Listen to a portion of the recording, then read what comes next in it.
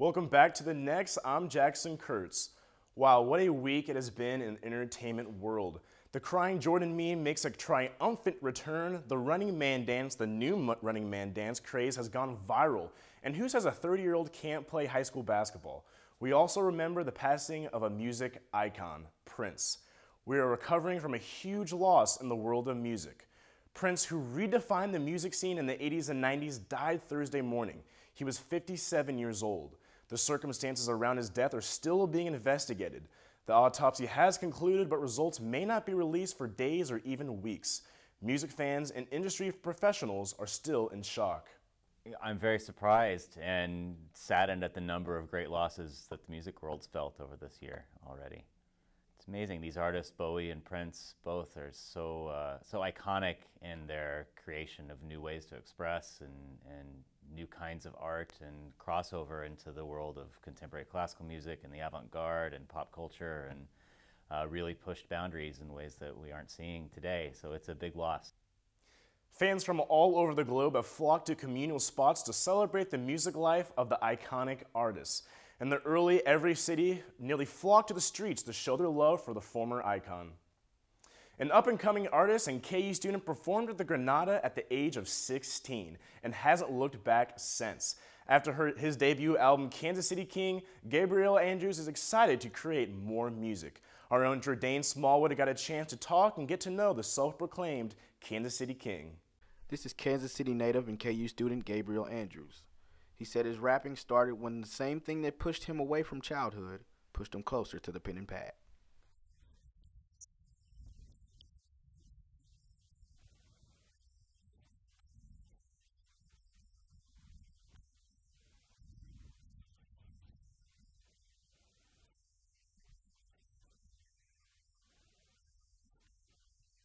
Gabriel is a fan of new school rap, but he admits that the timelessness of old school music is golden.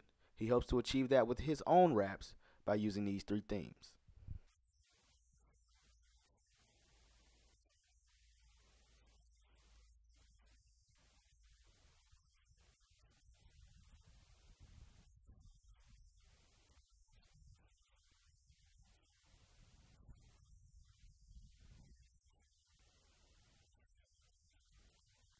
Currently working on a new album, I couldn't let Gabriel get away without giving us a preview of what he could do.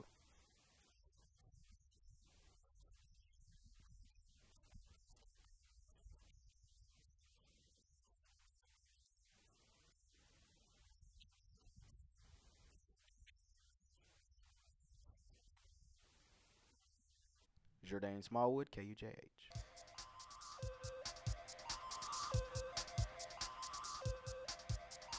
Just when we thought it was over, just when we thought that the greatest of all time would just be remembered for that and not a meme, the Crying Jordan face is back. But this time, there's a twist. The Crying Jordan face is on a pair of Jordans.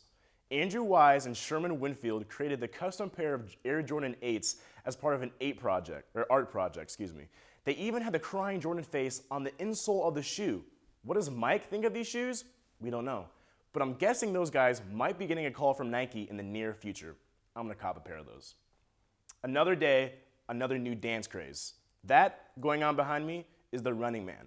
What started as a challenge by two Maryland guards earlier this year has since gone viral. Justin Winslow and the Miami Heat have been doing this, the Running Man, and it's continued to grow.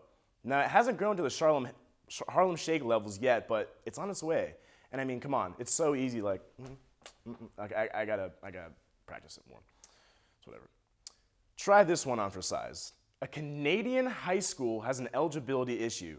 Jonathan Nicola came to the high school and said he's 17 years old, but he's too old to play high school basketball. Why?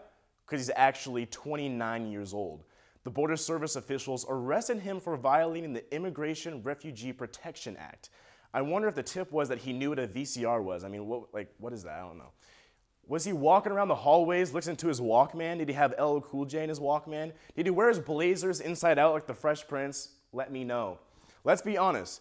If you're gonna lie about your age, at least do it in the ballpark.